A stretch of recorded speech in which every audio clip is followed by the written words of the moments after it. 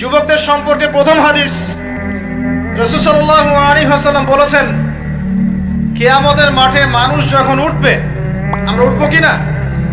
আচ্ছা, নাকি উঠবো না? যারা আগুনে পুড়ে গেছে তারা উঠবে কিনা? যারা পানিতে ডুবে গেছে, যাদের লাশও খুঁজে পাওয়া যায় নাই, উঠবে কিনা? উঠবে। আচ্ছা, যখন মানুষ উঠবে তখন তাকে 5টা প্রশ্ন করা হবে। কয়টা ভাই? এই 5টা প্রশ্নের আগে সে তার পা সামনেও ফেলতে পারবে না, পিছনেও ফেলতে পারবে না। আমরা কি একটু চিন্তা করতে পারছি কত ভয়ঙ্কর হবে বিষয়টা? এই সামান্য গরমে আমাদের অবস্থা খারাপ, সূর্য সেদিন সামনে নিচে, আর মানুষ উঠে দাঁড়িয়ে আছে। তাদেরকে 5টা প্রশ্ন করা হবে। যতক্ষণ পর্যন্ত প্রশ্নের উত্তর দিতে পারছে না, সামনেও যেতে পারবে না, পিছনেও আসতে পারবে না, পা নড়াতে পারবে না। 1, তোমার পুরো জীবনটা তুমি কোন কাজে ব্যয় করেছো? উত্তর কি রেডি আছে আমাদের কাছে? আমরা কি বলতে পারবো, হে আল্লাহ, আমরা আমাদের পুরো জীবন তোমার ইবাদত করে কাটিয়েছি? 2, তোমার যৌবন স্পেশালি তুমি কোন কাজে ব্যয় করেছো? তোমার যৌবন তুমি স্পেশালি কোন কাজে ব্যয় করেছো? যুবকরা কি উত্তর দেওয়ার জন্য প্রস্তুত আছে যে আমাদের যৌবন আমরা আল্লাহর পথে কাটিয়েছি? সবাই কি বলতে পারবো? 3 নাম্বার, তোমার রিজিকের উৎস কি ছিল? কোন পথে সম্পদ অর্জন করেছো? 4 নাম্বার, কোন পথে সম্পদ ব্যয় করেছো? কোন কোন খাতে সম্পদ ব্যয় করেছো? আমরা কি আমাদের আয় এবং ব্যয়ের হিসাব দেওয়ার জন্য প্রস্তুত? 5, তোমাকে আমি যে জ্ঞান দিয়েছিলাম সেই জ্ঞান অনুযায়ী আমল করেছো কিনা? আল্লাহ পাক আমাকে আপনাদের সবাইকে তৌফিক দান করুন, জানা অনুযায়ী আমল করার তৌফিক দান করুন। এই 5টা প্রশ্নের মধ্যে যৌবনকাল ইম্পর্টেন্ট কিনা ভাই? গুরুত্বপূর্ণ কিনা? মাথায় রাখি। সামনে একটা হাদিস শুনুন। রাসূল সাল্লাল্লাহু আলাইহি সাল্লাম বলছেন যে এই কিয়ামতের মাঠেই 7 শ্রেণীর মানুষকে আল্লাহ পাক বিশেষ মেহমানদারির ব্যবস্থা করবেন, আরশের ছায়ায় ছায়া দিবেন ইনশাআল্লাহ। কোথায় ছায়া দিবেন? ওই দিন এই ছায়া ছাড়া অন্য কোনো ছায়া থাকবে না। নবী সাল্লাল্লাহু আলাইহি ওয়াসাল্লাম বলছেন তার মধ্যে প্রথম শ্রেণী হচ্ছে ইমামুন আদিল, ন্যায়পরায়ণ শাসক। ন্যায়পরায়ণ, আচ্ছা, ন্যায়পরায়ণ শাসকের একটা এক্সাম্পল দেই। মক্কার জাহেলি যুগে সাহাবীরা ঈমান নিয়ে এসেছেন, বাস তাদের উপর নির্মম নির্যাতন শুরু হয়ে গেছে, আবু জেহেল, আবু লাহাব, উতবা, শাইবা। তখন সাহাবীরা আল্লাহ রাসূলের কাছে এসে বলছেন, ইয়া রাসূলুল্লাহ, আপনি একটু বদদুয়া করেন, তাদের উপর বদদুয়া করেন, আমরা তো আর পারছি না। নবী সাল্লাল্লাহু আলাইহি ওয়াসাল্লাম বললেন, তোমরা মক্কা থেকে হিজরত করে হাবাসায় চলে যাও। কোথায়? হাবাসা। হাবাসা মানে হচ্ছে আবিসিনিয়া। আবিসিনিয়া মানে এখনকার ইথিওপিয়া, ইরিত্রিয়া। নাম শুনেছেন কি? বিশেষ কোচিং তো করছেন অনেকে। আফ্রিকা মহাদেশের একটা ছোট্ট দেশ ইরিত্রিয়া, ওখানে চলে যাও। তখন বলেছিলেন তিনি হাবাসায় চলে যাও। সাহাবীরা জিজ্ঞাসা করছেন হাবাসায় কেন? নবী সাল্লাল্লাহু আলাইহি ওয়াসাল্লাম বলছেন, সেখানে একজন খ্রিস্টান ন্যায়পরায়ণ শাসক আছেন, যার রাজ্যে কেউ জুলুমের শিকার হয় না। কি বললাম বলেন তো? হাবাসা কে আছেন? একজন মুসলিম না খ্রিস্টান? খ্রিস্টান ন্যায়পরায়ণ শাসক আছেন, যার রাজ্যে কেউ জুলুমের শিকার, মুসলমান নন এমন একজন শাসকের প্রশংসা করে আমাদের নবীজি বললেন তার রাজ্যে কেউ জুলুমের শিকার হয়। সুবহানাল্লাহ। সাহাবীরা সেখানে হিজরত করলেন। নেতৃত্ব দিয়েছেন জাফর বিন আবি তালিব রাদিয়াল্লাহু আনহু। সে সাহাবী বাদশা নাজাশী, তার নাম ছিল বাদশা নাজাশী, তার সামনে দাঁড়িয়ে সূরা মারিয়াম তেলাওয়াত করেছিলেন। ওই সূরা মারিয়ামে ইয়াহইয়া, জাকারিয়া, ঈসা, তার মা, এই গল্প ঘটনাগুলো আছে। এই সূরার তেলাওয়াত শুনে বাদশা নাজাশীর চোখ দিয়ে পানি পড়তে পড়তে দাড়ি ভিজে গিয়েছে। সুবহানাল্লাহ।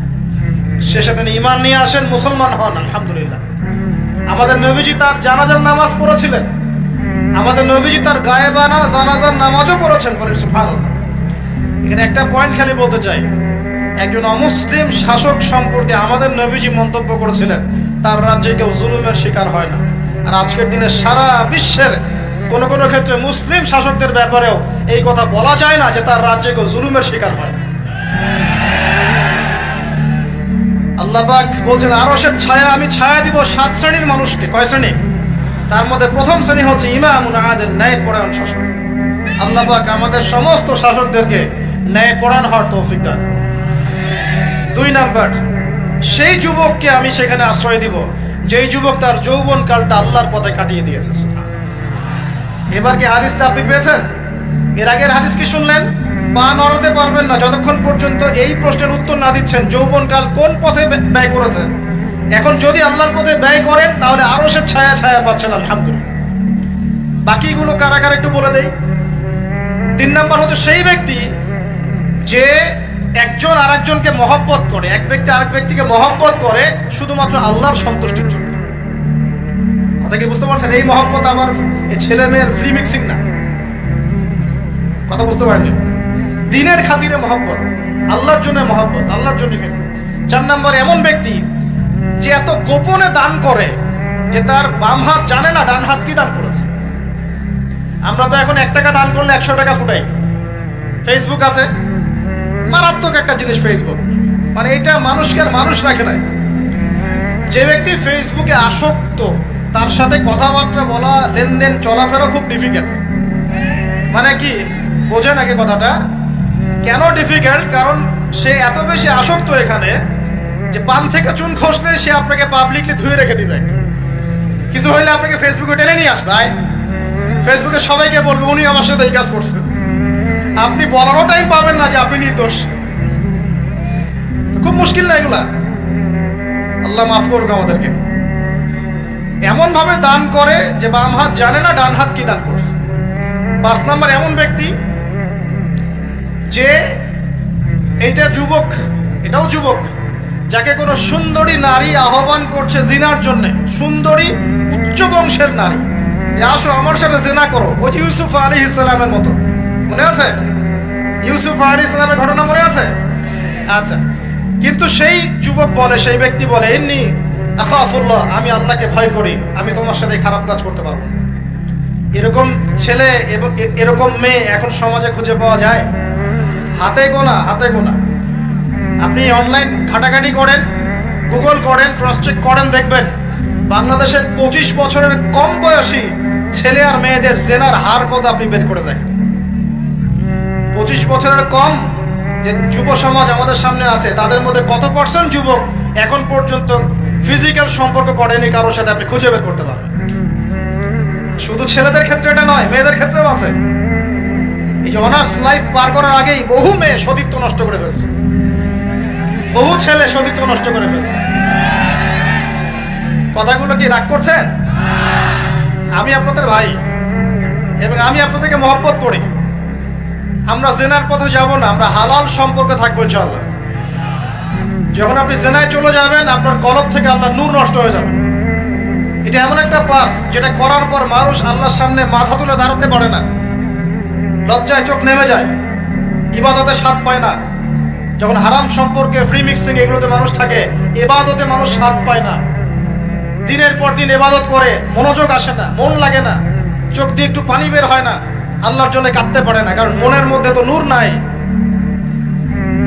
আর যখন একটা মেয়ে বেপরদায় থাকে, অনেক ইবাদত করলেও তার এই বেপরদায় থাকার কারণে সমাজের বহু মানুষের চোখের জেনা হয়ে যায়। এতে করে ওই সব মানুষের পাপের ফল এই মেয়েটাকে ভোগ করতে হয়। মানুষের চোখের বদনজর লাগে, ওই মেয়ে অসুস্থ হয়ে পড়ে মানসিকভাবে, শারীরিকভাবে। আমি আমাদের যুবক ভাই এবং যুবক বোনদেরকে রিকোয়েস্ট করব, আল্লাহর ওয়াস্তে চরিত্রটাকে পবিত্র রাখার চেষ্টা করুন। আল্লাহ পাক তৌফিক দান করবেন। এই যুবককে আল্লাহ পাক আরশের ছায়া ছায়া দিবেন যে একটা মেয়েকে পেয়েও আল্লাহর ভয় তাকে ভোগ করে না। আল্লাহ পাক এরকম যুবক ঘরে ঘরে তৈরি করুন। এত সহজ না ভাই। প্রথম বিষয় হচ্ছে নিয়াত ঠিক করা, ইখলাস ঠিক করা, কলব আগে পরিষ্কার করা। কিছু ইবাদত দেখেন দেহের সাথে সম্পৃক্ত, আপনি নামাজ পড়ছেন, রোজা রাখছেন, হজ করছেন, তাই না, যাকাত দিচ্ছেন, এগুলো কিন্তু ফিজিক্যালি এবং ইকোনমিক্যালি আপনি করছেন। কিন্তু আপনার অন্তর, কলব, আত্মা বলে একটা কথা আছে, এই আত্মার পরিশুদ্ধি না হলে ইবাদত কিন্তু বৃথা। এই আত্মায় এবং কলবের মধ্যে যদি অহংকার থাকে, হিংসা থাকে, রিয়া থাকে, লোক দেখানো বিষয় থাকে, অন্যের গীবত, তহমত, সমালোচনার সংস্কৃতি থাকে, বিদ্বেষ থাকে মনের মধ্যে, এটা কিন্তু ভিতরের ব্যাপার, তাহলে আপনার বাহ্যিক ইবাদত নষ্ট হয়ে যাচ্ছে।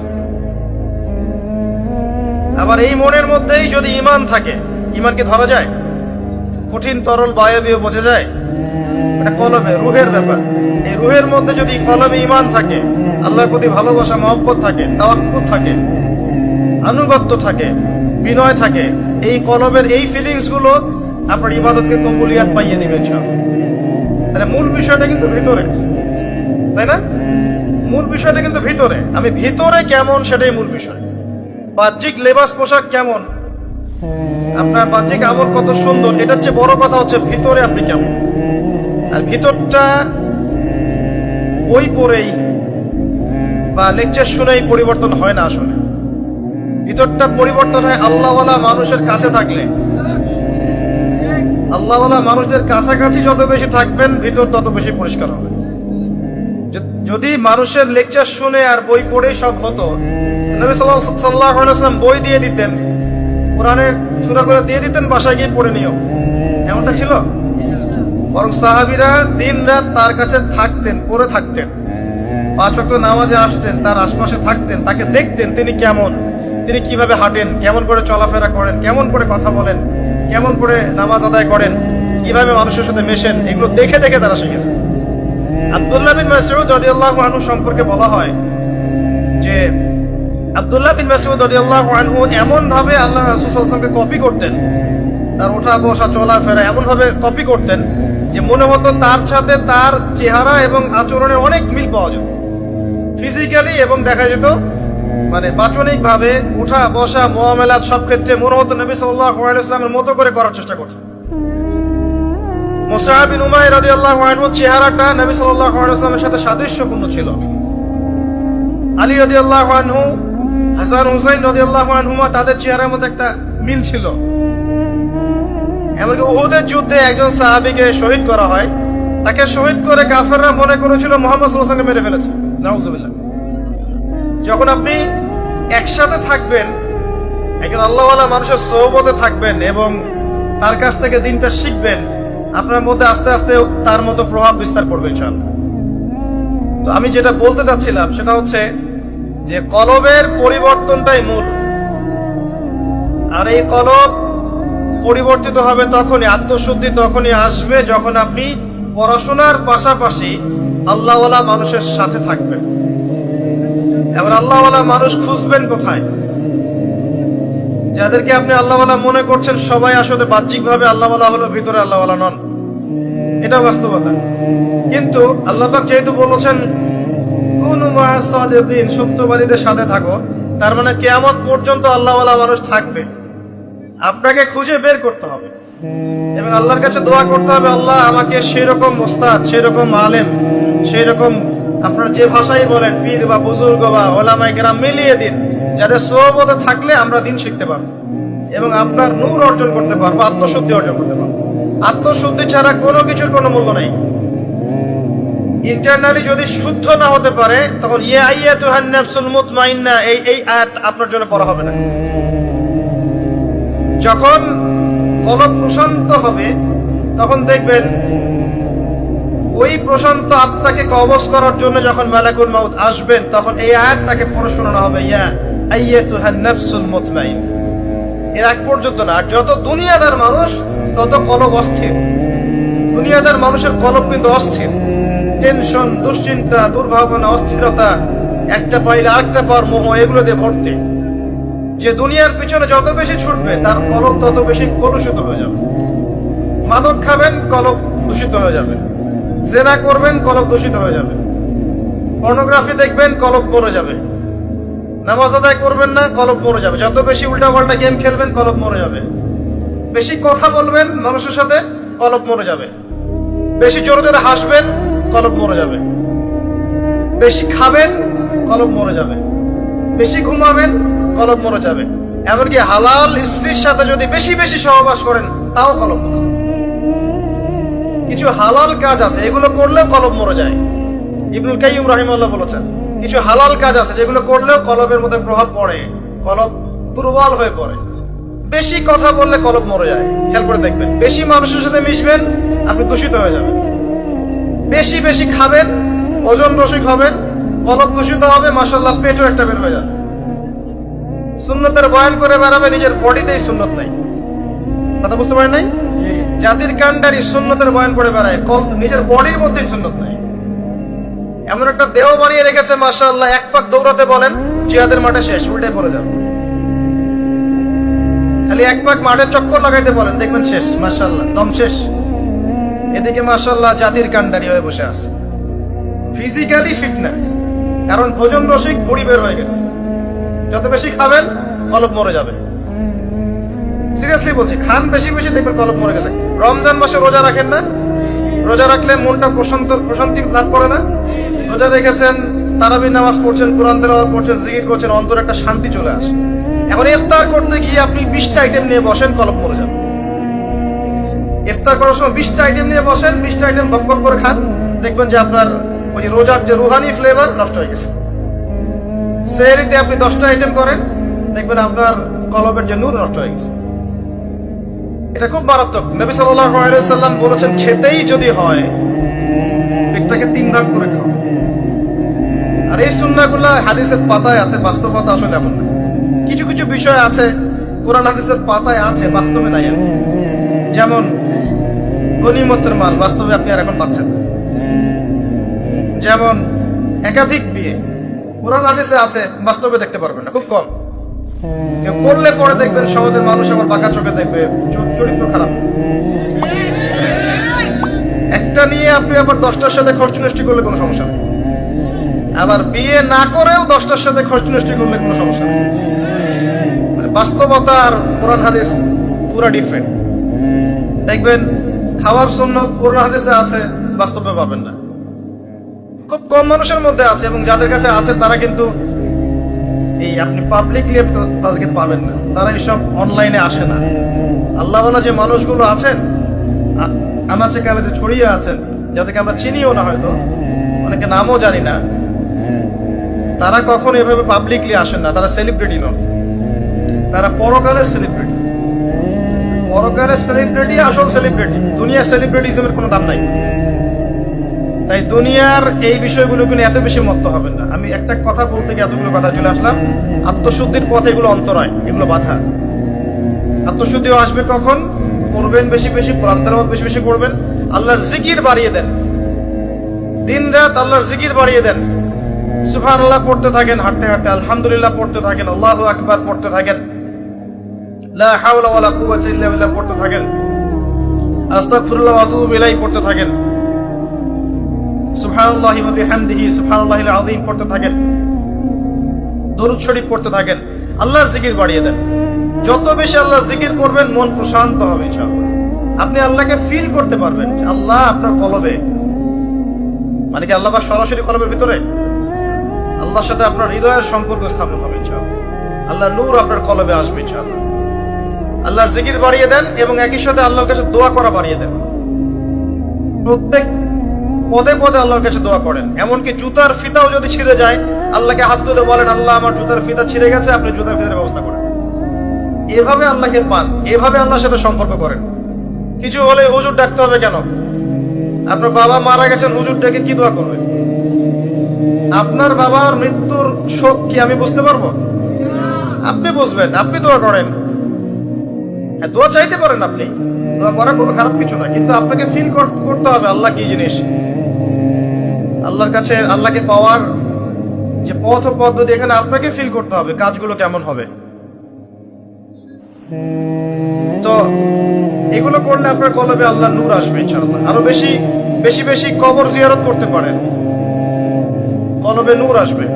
কারণ কবর জিয়ারত করলে পরকালকে স্মরণ হয়, এবং পরকালকে যার বেশি স্মরণ হবে তার কলবটা, মনটা নরম থাকবে। একই সাথে আল্লাহর পথে সফর করতে পারেন। আল্লাহর পথে যত সফর করবেন, আল্লাহর নিদর্শনগুলো দেখবেন, আল্লাহর তাওহীদ চিনতে পারবেন।